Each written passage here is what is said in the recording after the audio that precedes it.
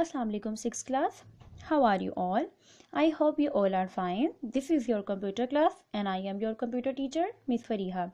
Today, 6th class, we are going to read page number 102 of chapter number 7, that is Algorithms and Flowchart. So let's start reading. Now, we have to draw a flowchart to print the computer 10 times. Means के आपने flowchart को use करते हुए computer लफ्ज़ computer को 10 times screen के ऊपर print out करवाना है. तो इसके क्या स्टेप्स होंगे? फिगर नंबर 7.4 के अंदर they are showing the use of counter variable. Okay, तो काउंटर वेरिएबल किस लिए यूज़ होता है? जब आपने कोई चीज़ रिपीट करवानी होती है. तो इस फ्लो चार्ट के अंदर हम काउंट को यूज़ करेंगे. सबसे पहले राउंडेड रेक्टेंगल के अंदर क्या आ जाएगा? स्टार्ट. देन हम ए से डिफाइन करेंगे कंप्यूटर. ए को हम कंप्यूटर के इक्वल लेंगे. देन एक पैरेललोग्राम के अंदर काउंट को हम इक्वल रखेंगे 1 की वैल्यू के. Count is equals to 1. ठीक है. देन क्या होगा? प्रिंट होगा ए. प्रिंट ए होगा तो इसका क्या मतलब है कि कंप्यूटर स्क्रीन के ऊपर प्रिंट होगा. देन आप देखें कि डायमंड के अंदर, डायमंड जो सिंबल है आपका डिसीजन के लिए, उसके अंदर आपके पास 2 एरोज हैं. एक जा रहा है राइट के ऊपर और एक आ रहा है नीचे की तरफ, डाउन की तरफ.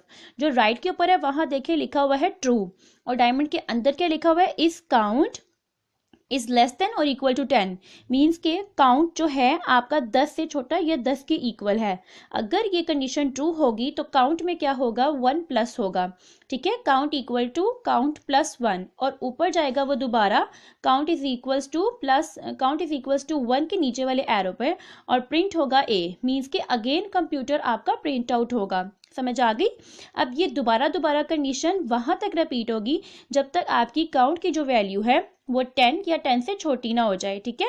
जैसे ही आपकी काउंट की वैल्यू 10 के इक्वल होगी, मीन्स के जब 10 टाइम्स कंप्यूटर आपका प्रिंट आउट हो जाएगा तो उसके बाद डिसीजन सिंबल की जो फॉल्स वाली कंडीशन है वो होगी और वो क्या करेगा? स्टॉप करवा देगा.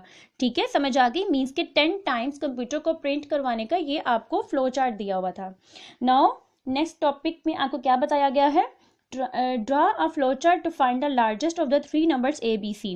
मीन्स के 3 नंबर हैं ए बी सी, उनमें से आपने लार्जेस्ट जो होगा, मीन्स कि जो सबसे बड़ा होगा, उस नंबर को आइडेंटिफाई करना है. तो इसका फ्लो चार्ट आपको दिया हुआ है. सबसे पहले आपको राउंडेड रेक्टेंगल के अंदर क्या है? स्टार, जो कि हर फ्लो चार्ट के अंदर होता है. Then input A B C, means के आपने एक रेक्टेंगल के अंदर 3 नंबर्स को इनपुट करवाया. देन क्या होगा?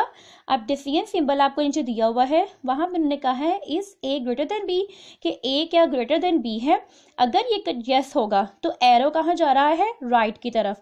तो वो चेक करेगा कि क्या ए सी से भी बड़ा है. मीन्स कि ए जो है वो बी और सी दोनों से उसका कंपैरिजन होगा. अगर ये यस होगा तो प्रिंट क्या हो जाएगा? ए. अगर ये आपके पास ए जो है बी से ग्रेटर देन ना हो, यानी कि ए छोटा है बी से, नो की कंडीशन होगी, तो क्या होगा? फिर बी को हम सी के साथ चेक करेंगे कि क्या बी जो है वो सी से बड़ा है. अगर ये यस होगा तो क्या प्रिंट हो जाएगा? बी. अब बात रह गई सी की. अगर बी जो है वो ग्रेटर देन सी नहीं होगा तो मीन्स के सी लार्ज है, और अगर ए भी जो है वो सी से ग्रेटर देन नहीं होगा तो मीन्स के सी लार्ज है. इन दोनों कंडीशंस के अंदर आपका जो सी है वो लार्ज होगा, तो तब क्या प्रिंट होगा? सी. ठीक है ना. तो फिर एंड के ऊपर जाके वो स्टॉप कर जाएगा. ठीक हो गया. मीन्स के अगर हमारा ए 2 टाइम्स बड़ा है बी और सी से तो ए प्रिंट होगा. अगर हमारा जो बी है वो सी और ए से बड़ा है तो बी प्रिंट होगा, और अगर हमारा जो सी है वो ए और बी से लार्ज है तो सी प्रिंट आउट होगा, और देन एंड पे चला जाएगा. तो ये आपका फ्लोर चार्ट था to find the largest of the 3 numbers A B and C. I hope you have gotten all the important points of this page. Now अल्लाह हाफिज टिल अपकमिंग.